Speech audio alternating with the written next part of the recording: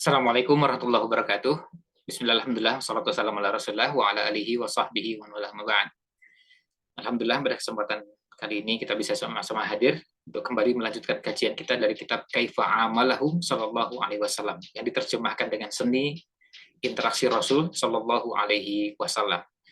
Pada kesempatan malam ini masih bahasan kita berkaitan dengan interaksi Nabi Sallallahu Alaihi Wasallam dengan para mu'alaf atau muslimin al-judud, orang-orang yang baru masuk Islam. Kita coba lihat sama-sama teksnya dalam buku yang ada ini. Nah, pada pembahasan sebelumnya, dan ini coba kita ringkaskan dengan cukup menyebutkan judul-judulnya saja dari bahasan-bahasan sebelumnya, supaya kita bisa melihat keluasan dan kesempurnaan akhlak yang dimiliki Nabi Shallallahu Alaihi Wasallam. Kita lihat di sini judulnya Ta'amulun Nabi Shallallahu Alaihi Wasallam ma'al muslimin al-judud. Interaksi Nabi Shallallahu Alaihi Wasallam dengan orang yang baru masuk Islam. Berangkat dari semangat yang sangat kuat pada diri Nabi Shallallahu Alaihi Wasallam agar orang mendapatkan hidayah. Dan di sini ada beberapa dalil, di antaranya ayat Quran pada beberapa tempat. Kemudian bentuk interaksinya apa? Dimulai dari Nabi Shallallahu Alaihi Wasallam menangis sampai meneteskan air mata karena mikirkan umat ini. Dan beliau tidak ingin umat ini menjadi binasa. Beliau ingin umat ini menjadi umat yang mendapatkan hidayah, petunjuk, berada dalam kebaikan. Interaksi yang kedua, interaksi Nabi SAW dengan wajah yang berseri-seri. Beliau bergembira, beliau bahagia ketika ada seseorang yang baru masuk Islam. Jadi menampakkan kegembiraan ketika ada yang masuk Islam. Lalu yang ketiga, Nabi SAW mendoakan. Mohon kepada Allah SWT dan berdoa dengan sungguh-sungguh, mohon kepada Allah SWT agar Allah memberikan hidayah kepada orang-orang yang nampak dalam dirinya ada tanda-tanda kebaikan, agar mereka masuk Islam. Kemudian bentuk atau contoh-contoh dari doa tersebut diantaranya adalah doanya Nabi Shallallahu Alaihi Wasallam untuk ibunya sahabat Abu Hurairah. Kemudian doanya Nabi Shallallahu Alaihi Wasallam untuk kabilah Daus agar mereka masuk Islam. Allahumma hdi dausan wa'ti bihim. Itu contoh dari bagaimana beliau berdoa.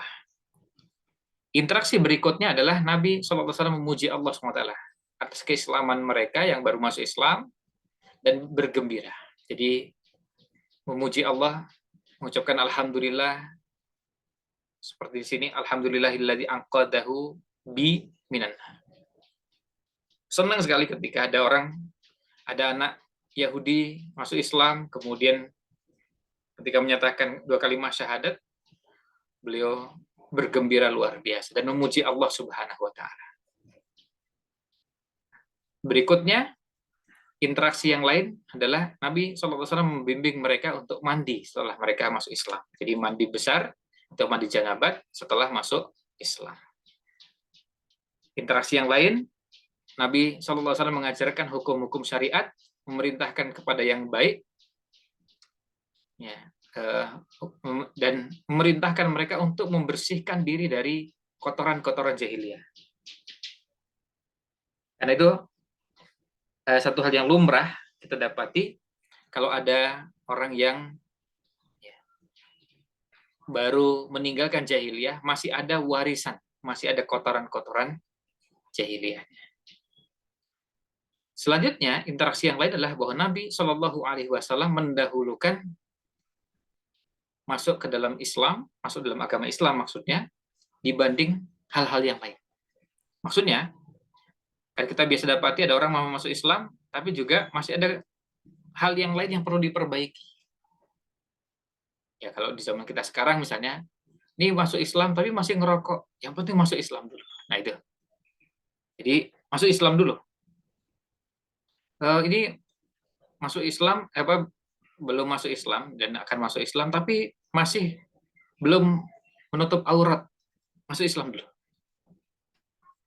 Artinya kekurangan-kekurangan itu, hal-hal yang belum perbaiki itu atau belum sesuai dengan tuntunan, nanti urutan berikutnya. Yang penting sekarang masuk Islam dulu. Masuk Islam tapi belum berhijab atau berjilbab misalnya bentuk muslimah, nggak apa. Artinya ketika masuk Islam belum, itu nanti sambil berproses dibimbing. Jadi masuk Islamnya dulu yang didahulukan. Selanjutnya interaksi yang lain adalah bahwa Nabi SAW mengutus kepada kaum muslimin yang baru masuk Islam dan mengajarkan kepada mereka, mengirim kepada mereka orang-orang yang bisa mengajarkan agama Islam ini. Interaksi berikutnya, Nabi Shallallahu Alaihi Wasallam sangat bersemangat agar mereka bisa istiqomah, mereka bisa tetap teguh dalam keislaman dan jauh dari hal-hal yang bisa membuat mereka lari dari Islam. Kemudian interaksi berikutnya, interaksi Nabi Shallallahu Alaihi Wasallam yang lain adalah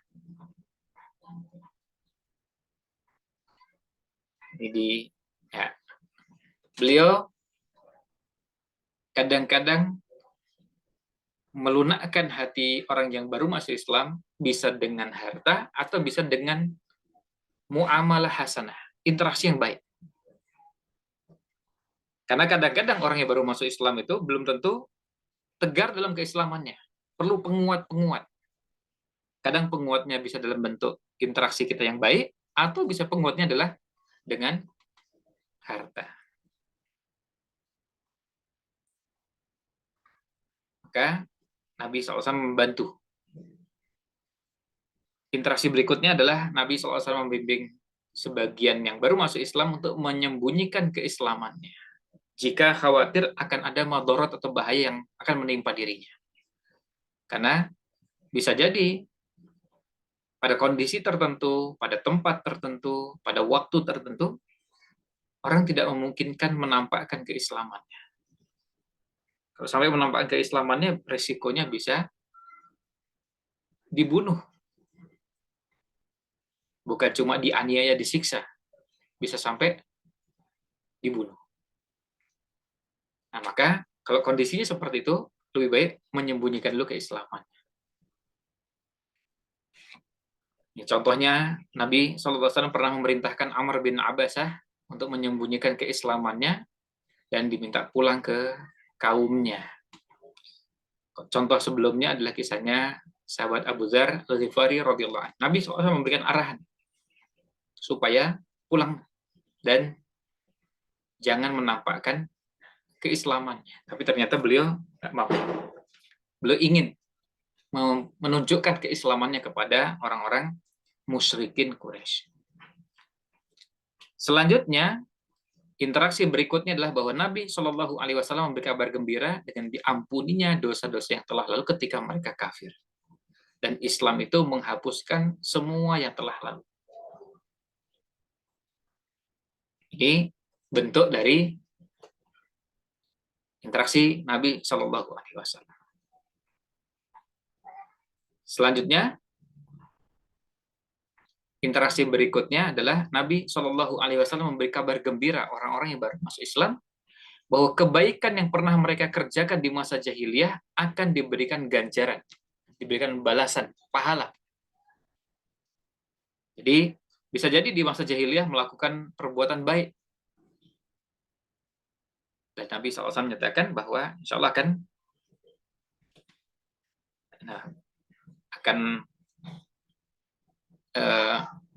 bahwa Allah akan memberikan balasan atas kebaikan yang pernah dilakukan.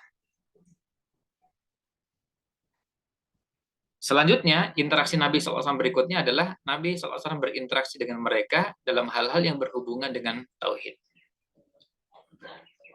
Dalam hal yang berhubungan dengan tauhid. Artinya, beliau tidak meremehkan.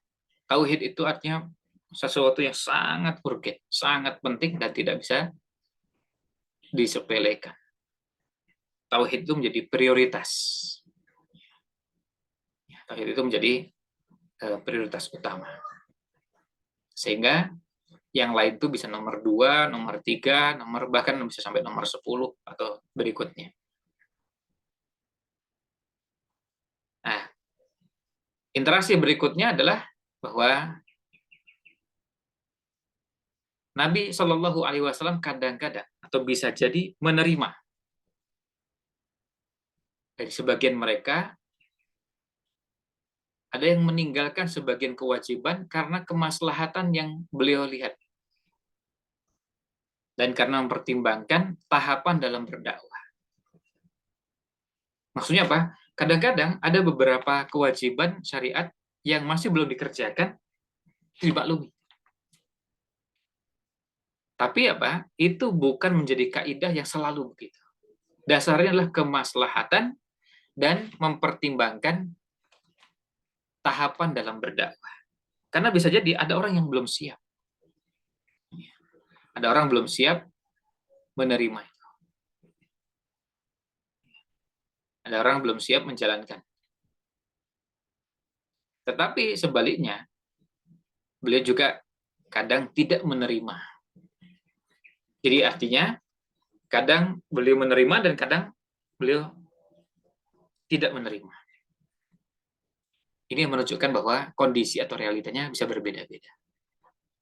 Melihat kondisi yang ada. Nah, lalu, ini yang terakhir, yang mengulang apa yang sudah dibahas sebelumnya, bahwa Nabi SAW mengajak pada para sahabat untuk membantu mu'allaf, membantu orang-orang yang baru masuk Islam. Dan menganjurkan pada sahabat untuk, para sahabat yang lain, untuk mengajarkan kepada mereka. Membantu, menolong, mendukung, karena bisa jadi ada orang-orang yang perlu bantuan, dan juga perlu dibimbing, diajarkan. Diajarkan karena bisa jadi mereka belum kenal apa yang seharusnya dikerjakan. Nah, ini yang paling akhir sekali pada pertemuan sebelumnya adalah bahwa apa yang sudah mereka dapatkan diperintahkan oleh Nabi SAW, tolong sampaikan kepada yang lain. Tolong sampaikan kepada orang di belakang mereka. Jadi, ajarkan. Ini menunjukkan kepada kita bahwa kita pun mendapatkan perintah yang sama. Setelah kita tahu, kita bertanggung jawab untuk menyampaikan apa yang telah kita ketahui. Sementara ini dulu ringkasan dari materi yang sudah kita bahas pada pertemuan sebelumnya. Demikian, wallahu a'lam, sallallahu alaihi wasallam ala nabi Muhammad wa ala alihi wa sahbihi ajmain.